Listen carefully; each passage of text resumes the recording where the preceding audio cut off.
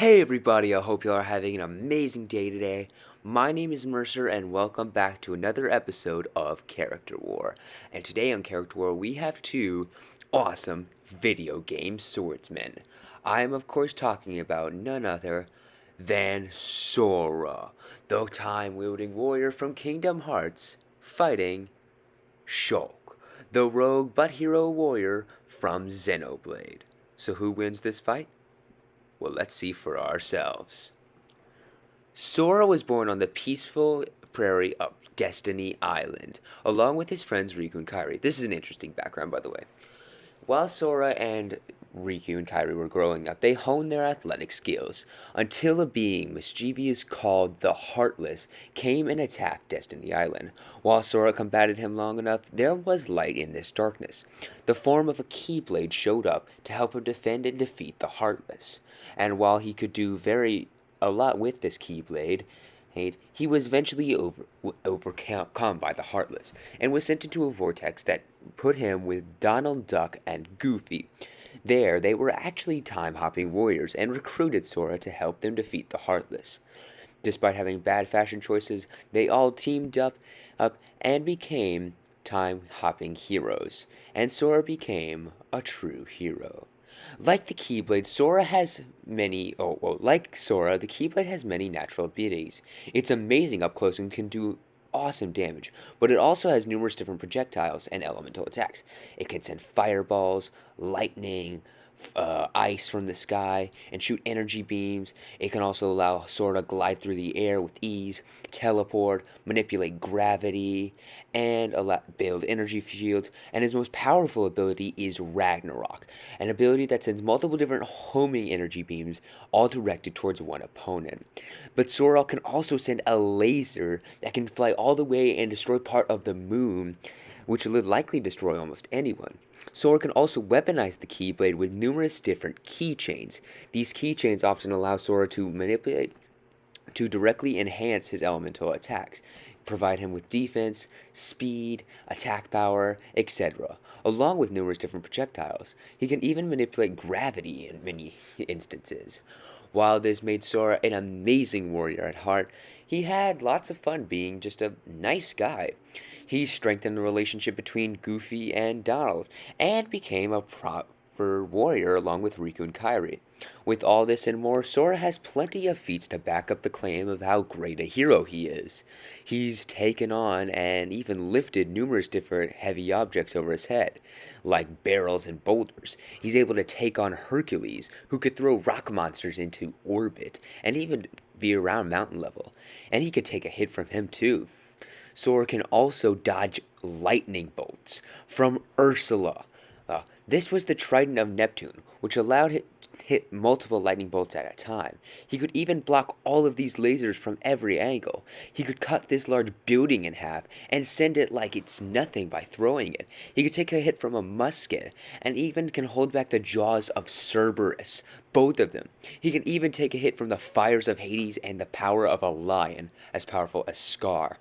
With all this and more, Sora is definitely very durable, very strong, and very fast. Speed and strength are both his game, but his ability to take a hit is no pushover. He's very good at it. He has numerous different elemental attacks like ice, lightning, fire, his laser, gravity manipulation, teleportation, and the ability to control his most powerful ability, Ragnarok.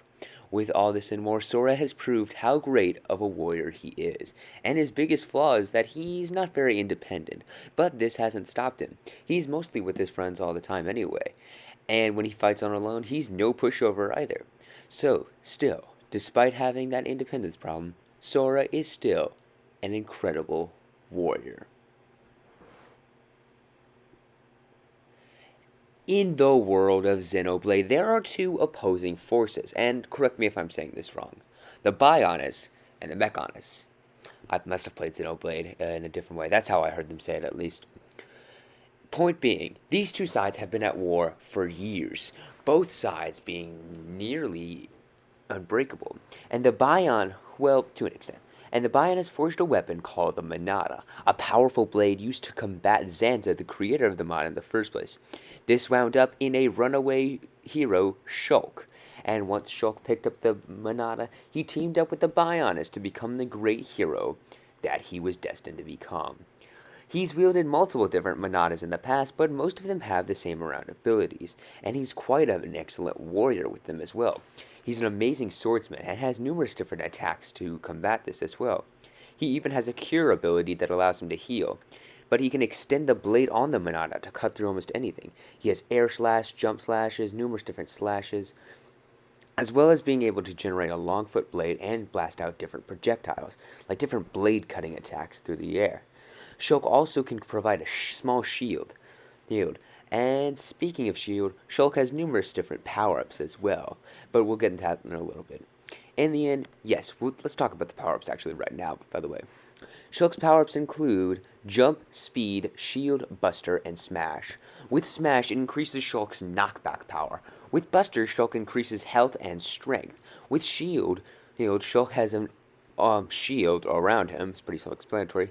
With Speed, Shulk increases his already fantastic speed and is even able to dodge lightning bolts with it. And with Jump, Shulk can increase the height of his jumping. All these do last for a limited amount of time, but if Shulk uses them wisely, which he certainly has proved he can definitely decimate through people. Shulk also has numerous different warrior and combat experience, and the Monada is an incredibly powerful weapon. But he had one last gift from the Monada. Aside from being a fantastic warrior, Shulk had a small future sight. While he did not know how to control this at first, he became better with the images, and could learn how to predict and attack an opponent's mid-strike during battle. In the end, it's time to answer a final question. Is Shulk universal? And my answer to that is no, he is not. I've seen a lot of YouTubers cover this, and they may say the same things I do, but just listen closely, because this was all from my data. Shulk is not universal.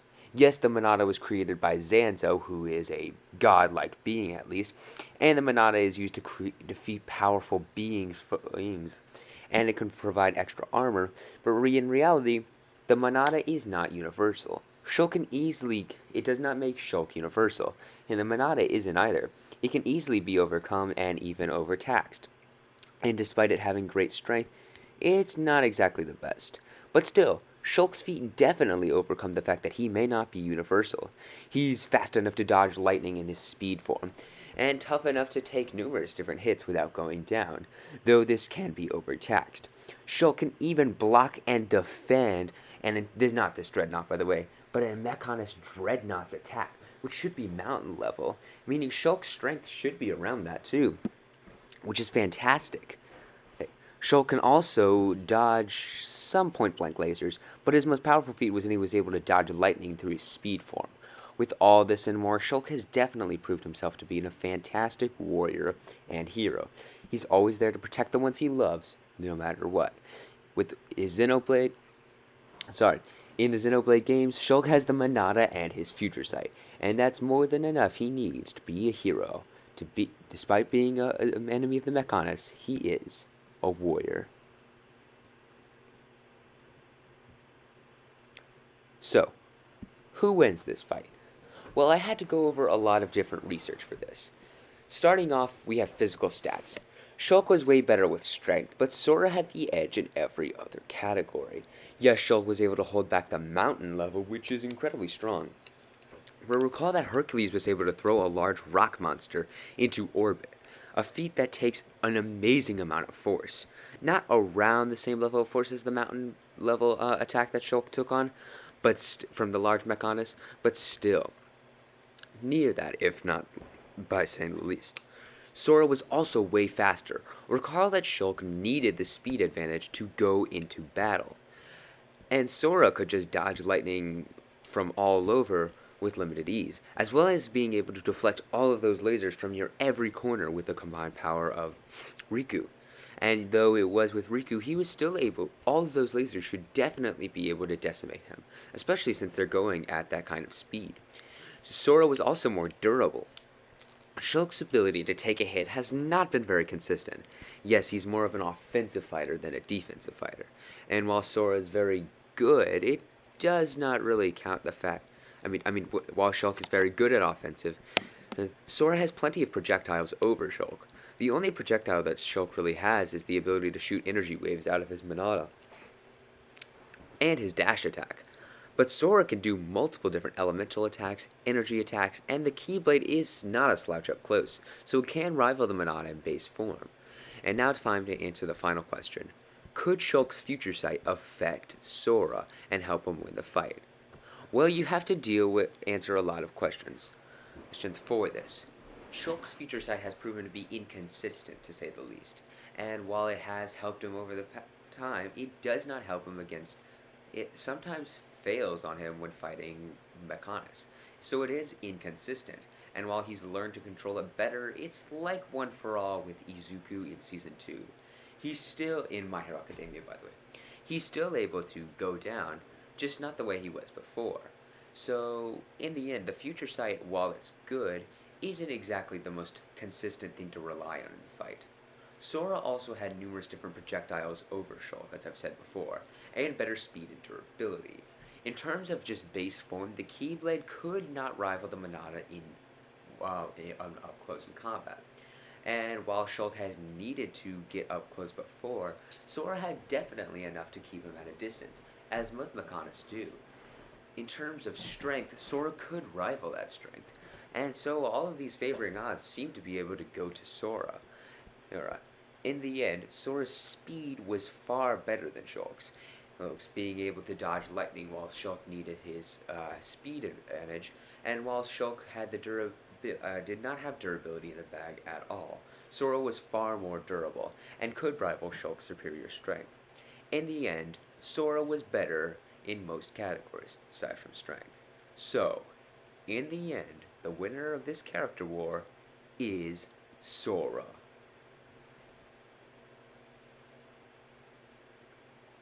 On the next war of character war, yes, I'm using that line now, we will be having